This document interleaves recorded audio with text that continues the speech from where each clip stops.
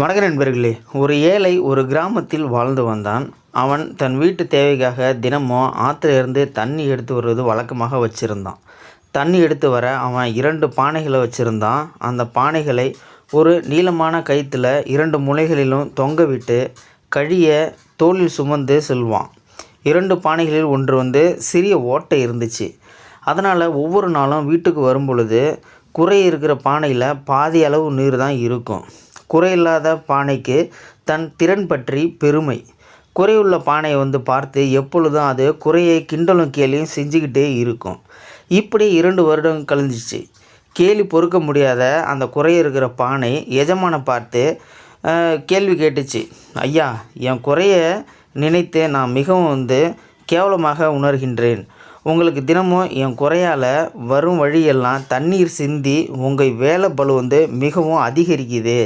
என் குறையை நீங்கள் தயவு செய்து சரி செய்யுங்க அப்படின்னு சொன்னிச்சு. இதை கேட்ட அந்த எஜமான் சொன்னார், பாணியே, நீ ஒன்று கவனித்தாயா? நாம் வரும் பாதையில் உன் பக்கம் இருக்கும் அழகான பூச்செடிகள் வரிசையை கவனித்தாயா? உன்னிடமிருந்து தண்ணீர் சிந்துவது எனக்கு முன்னதே தெரியும். அதனால தான் வழிநெடுக பூச்செடி விதைகளை விதைத்து வைத்தேன்.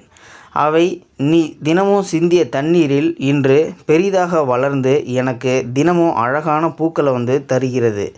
அவற்றை வைத்து நான் வீட்டை அலங்கரிக்கிறேன். மீதம் இருக்கிற பூக்களை நான் அதை விற்று பணமாக்கி என்னுடைய செலவுக்கு நான் வச்சுக்கிறேன். அதனால தான் என் குடும்பமே ஓடிக்கிட்டு இருக்குது. இதை கேட்ட பானை கேவலமாக உணர்வதை நிறுத்திவிட்டது. அதுக்கு உடனே ஒரே பெருமை ஆயிடுச்சு அந்த ஓட்டை உள்ள பானைக்கு.